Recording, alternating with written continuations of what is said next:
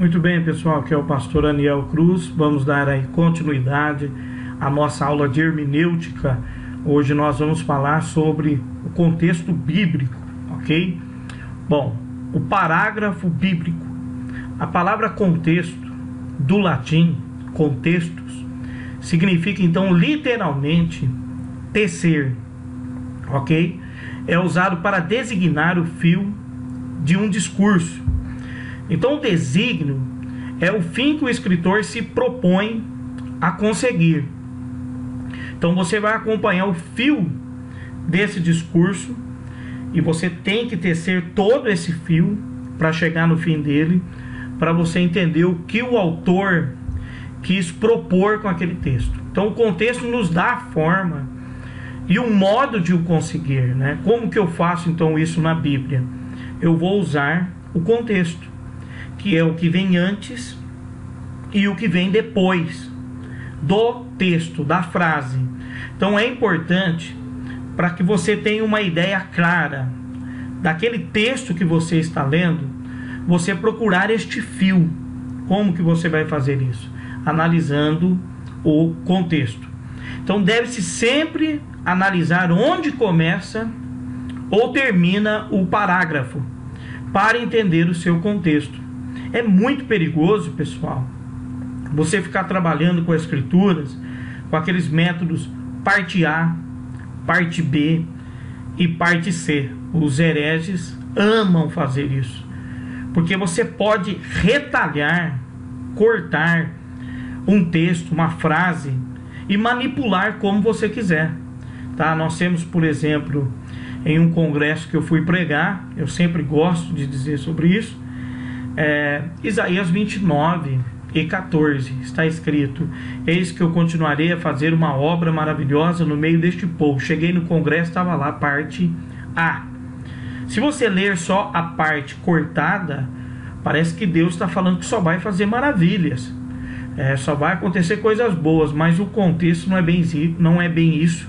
A aplicação do contexto em Isaías 29 é muito dura, é um castigo de Deus sobre o seu povo. Deus está chamando a atenção do seu povo, e não é maravilha de paralítico andar, de cego enxergar, não, é outro contexto. Então o contexto do versículo é o parágrafo, e o contexto do parágrafo é o capítulo. Então guarde bem isso, o contexto do versículo é o parágrafo. Tá lá, onde bateu o parágrafo você para, porque ali está o contexto do seu versículo. E o contexto do parágrafo é o capítulo todo. Então você tem texto, parágrafo, contexto, capítulo, livro e a Bíblia. Observação: quando tiver dúvida sobre um versículo, deve-se consultar o contexto do mesmo, tá? Então de repente você vai ler um texto, um versículo, e você está com muita dúvida. De repente, nem com as ferramentas da exegese, tá? Aplicação da exegese no texto, que você vai analisar ali a etimologia da palavra, a raiz da palavra, você não consegue determinar o significado, porque você não está lendo o contexto. Um grande exemplo é a palavra doulos, do grego, que pode ser escravo e pode ser também servo, ok? Como que eu vou determinar onde ela pode ser aplicada? Doulos, em Filemon, é escravo. O contexto já vai elucidar isso para você. E o mesmo doulos, em Marcos, é servo. Então aonde que vai determinar qual é o significado daquela palavra? O seu contexto. Olhe para o contexto, porque ele lançará luz sobre o texto, ok? É importante fazer a leitura do capítulo todo, para você entender aquele fio do discurso pela qual pretende aí o pregador, tá? Isso é um método certo de você interpretar as escrituras. Então, olha, interpretar sem referência então ao contexto é deixar a determinação do sentido ao acaso é fazer interpretação que contradiz o quê? O texto. É ensinar o erro em lugar da verdade. Então tome muito cuidado de você pegar textos, tá? Pegar textos isolados e simplesmente aplicá-los sem avaliar o seu contexto. Avalie todo o contexto e aquilo vai lançar luz para a sua interpretação, tá? Além daquilo que nós já explicamos na hermenêutica, dos abismos quanto a uma interpretação bíblica correta, o abismo cultural, o abismo histórico, o abismo geográfico, o abismo filosófico, o abismo linguístico, ok? É importante você olhar toda a narrativa, todo o capítulo, todo o contexto, tá? E de repente, o contexto não está se explicando só naquele capítulo. De repente ele vai se explicar em mais capítulos, tá? Que é o caso, por exemplo, de Romanos, capítulo 6, capítulo 7, capítulo 8, tá? Você precisa ler esses capítulos juntos, para que você entenda a discussão de Paulo entre lei e graça. E assim na Bíblia vai aparecer várias vezes a necessidade de você ler mais capítulos para entender aquele texto que você está lendo. Então é muito importante, pessoal, é fundamental que você faça a leitura do contexto, ok?